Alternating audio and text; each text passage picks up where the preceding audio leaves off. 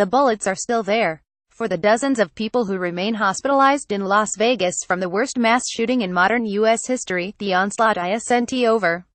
The pain lingers.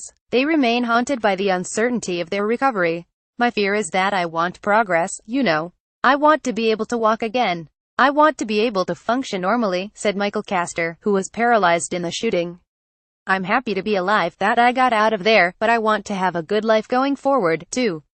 The hospital worker from the Palm Springs, California, area is one of about 45 people still hospitalized in 4 Las Vegas hospitals after the shooting that left 58 people dead and more than 500 wounded, most with gunshots. Loved ones linger at their bedside, offering comfort and a familiar face in an unfamiliar place. They, too, face challenges in caring for family members away from home. The October 1st shooting left the world grieving for those who died, in awe of the ordinary people and the first responders who took heroic life-saving actions, and mystified over why gunman Stephen Paddock perched himself on the 32nd floor of the Mandalay Bay Casino Hotel Tower and unleashed more than 1,000 bullets on an outdoor country music festival concert site. About a third of those still hospitalized remain in critical condition nearly 2 weeks later. Grateful to have survived, they and their families must face the reality that the recovery will be difficult and, for some, incomplete. Dr. Sean Dort, a trauma surgeon and trauma center medical director at the Dignity Health's Rose Dominican Hospital's Siena campus, said many of his patients have life-changing injuries. The longer you are in critical condition, the higher chance of poor outcome, Dort said. But as long as they are continuing to get better and not worse, I don't mind which day it is. Castor, 41, plans to leave Sunrise Hospital and Medical Center in the coming days after being shot through his left side at the Route 91 Harvest Festival on the Las Vegas Strip. The bullet blew through his lung, near his heart, and either it or bone fragment ended up in his spine. He has lost all feeling and function from the waist down. The fragment is still there, too risky to remove. Castor is eager to start a 12-month program at a Colorado hospital specializing in spinal injuries.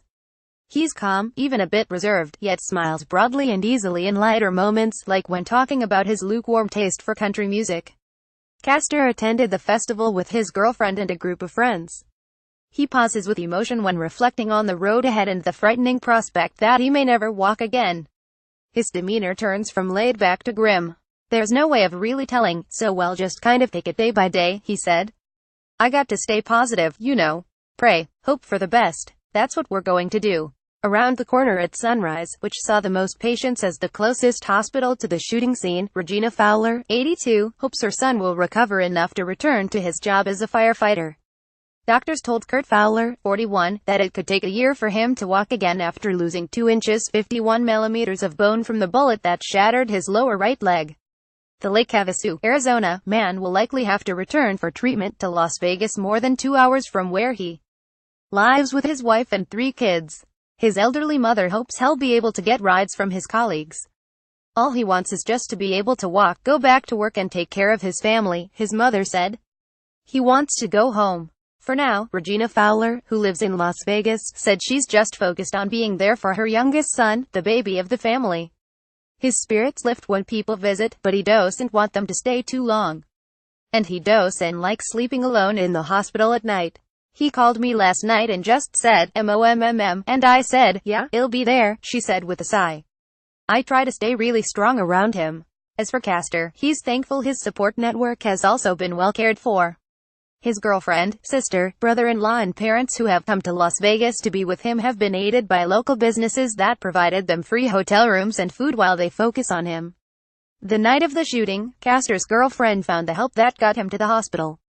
As he floated in and out of consciousness, he remembers people fleeing the scene telling her to save herself. They told her someone would come back to find him. She stayed. Castor grows emotional again talking about her, before smirking and noting a lot of people are telling him it's time to get married. She's never left me, Castor said. Follow Sally Ho at https://twitter.com/sallyho. For complete coverage of the Las Vegas shooting, click here http://sapnews.com /Las Vegas mass shooting.